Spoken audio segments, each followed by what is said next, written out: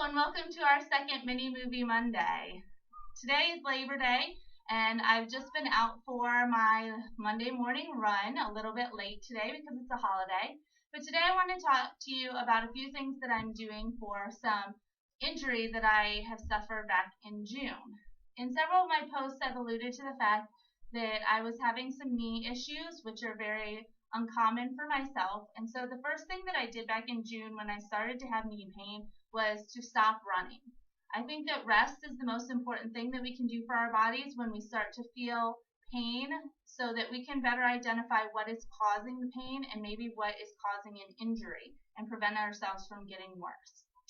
After stopping running for a little bit, the pain did not go away, and so I turned to yoga to help me with stretching and working out issues that were painful. I also tried some massage and some foam rolling, and nothing was quite working for me until I went to a kettlebell training with another NETA trainer, Janelle Swanson. And Janelle and I were talking about her female athletes that she trains. And one of the things that she noted is that a lot of female athletes have knee and ankle injuries. And the knee and ankle injuries are usually caused by weaknesses and tightnesses in muscle areas and poor tracking of the joints. So she talked about a technique she was using where she was teaching deep squats to all of her female athletes. And the reason she was teaching deep squats is to maintain hip and knee flexibility throughout the full range of motion of the joint.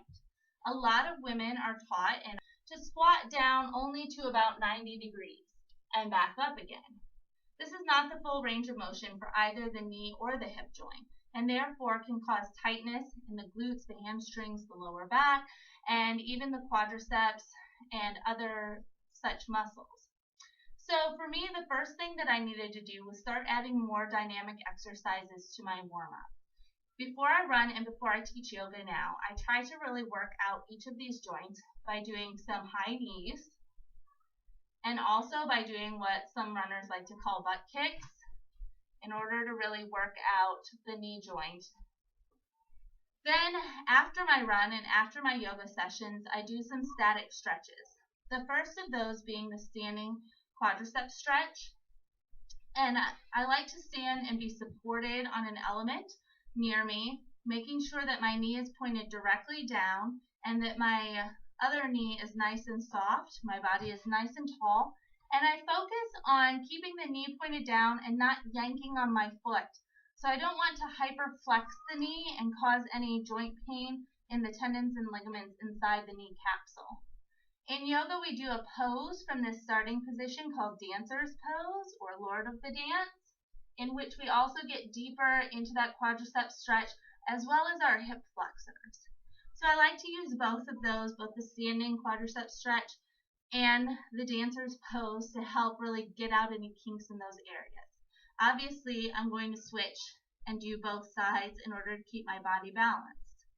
The real issue for me was that I was having tightness through my right leg on the anterior tibialis, up through the middle of the knee, out to the hip, across to the left side of my lower back, and up through here.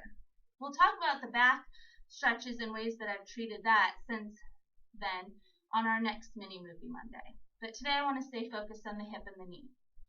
I also have scoliosis, which has caused a leg length discrepancy over the years as I've grown. Yoga has really helped me with a lot of the back pain and hip pain associated with that. But one of the stretches that has helped me most throughout all of that time is doing pigeon pose. However, during this time of my knee injury, I found that I could not get into standard pigeon pose nor king pigeon pose. So I used a modified version, both the standing and the supine figure 4 stretch. In the supine, it's often called dead pigeon. From a standing position, you just take one leg across the other to make the number 4, and then you're going to use a supporting object to help sit down and stretch through the IT band and back into the mid-gluteals and piriformis muscle. If you choose to do this in a supine position, you're going to come down to the floor, bring one leg across the other so that the knee is nice and open, and gently grab behind the opposing thigh. Each of these static stretches I was holding for approximately 30 seconds in order to get the full benefit of the stretch. The other thing that I was doing in order to help my hip and my knee get through their full range of motion were those deep squats that Janelle had taught me about. At the studio that I teach yoga in, I was using the ballet bar as my support, and here at home, I've been using the countertop or this short wall in my upstairs fitness room. I try to hold on tightly and let the weight be counterbalanced all the way down, and then use my glutes to bring myself back up, avoiding any real stress on the knee. If you're having any knee pain, I really suggest that you first rest and then check with your medical provider before doing any of these exercises. But if you want to make sure that you're getting your full range of motion stretched, warmed up, and strengthened properly, I highly suggest adding these dynamic and static stretches as well as the supported deep squats into your routine. I hope you have a great week ahead, and I'll see you next time on our Mini Movie Monday.